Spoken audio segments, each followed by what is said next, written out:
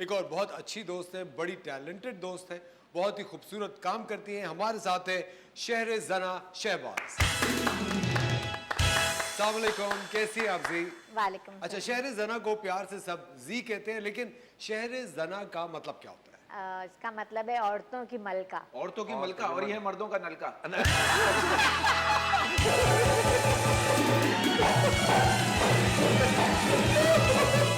नहीं please continue और hand pump भी है। प्लीज कंटिन्यू जी, सॉरी सर। अच्छा, औरतों की मलका। अच्छा, ये कौन सी जबान का वर्ड है? ये पर्शियन नेम है। ये पर्शियन कैट है। Okay please continue. लेकिन वो देखिए पंच फेस नहीं है, ये अच्छी बात है। अच्छी बात है ना, चेहरा अच्छा है। हाँ। पर्शियन कैट तो पंच फेस होती है। शहर-ए-ज़रा से बात करते हैं। शहर-ए-ज़रा, ये आप काम कब से कर रही हैं? कब से शुरू किया? ये मेरी अम्मी ने बहुत पहले से मेरे अंदर इनकलकेट कर दिया था कि क्राफ्ट करना है, लेकिन बचपने में तो शौक नहीं रहा। तो लेकिन यूनिवर्सिटी जाके मेरी जर्नी शुरू हुई जब मैं म्यूरल्स पेंट करती थी। यूनिवर्सिटी में? हाँ जी, वाह। यूनिवर्सिटी में।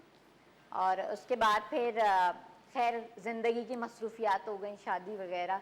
बट एक चीज ठान ली थी कि ये काम नहीं छोड़ना है। काम नहीं छोड़ा। वाह वाह।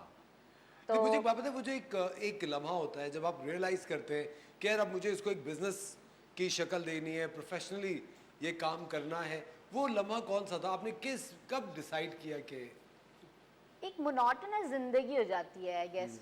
एक मतलब आपका मियाँ जा रहा होता है काम पे, but you are at home, और फिर वही खाना पकाना और ज़िंदगी की मसरूफियात। तो तब मैंने सोच लिया था कि अब मुझे घर पे तो नहीं बैठना है, कुछ करना है अपने क्राफ्ट के साथ।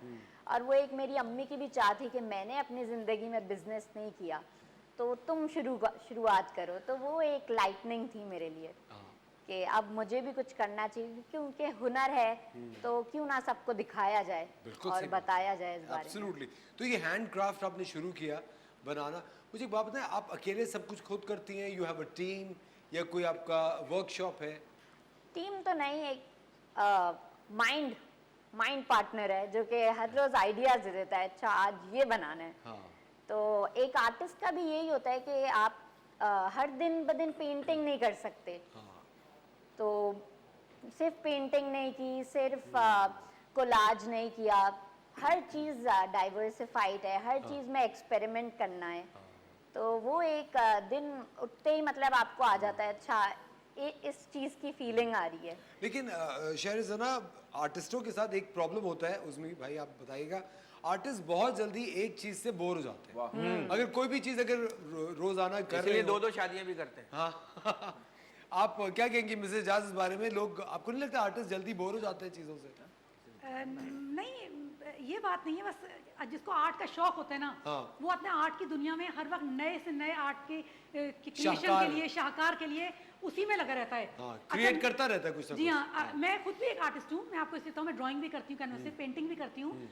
और मैं जब बहुत बोर हो रही हूँ, दिल चाहता है, तो अब मेरे बच्चों में भी आ गया कि वो भी अब पेंटिंग और ड्राइंग करते हैं। हाँ। तो जब मेरा दिल चाहता है, तो मेरा दिल चाहता है कोई अच्छी सी खूबसूरत सी पेंटिंग बनाऊँ या पेंसिल से स्केच बनाऊँ।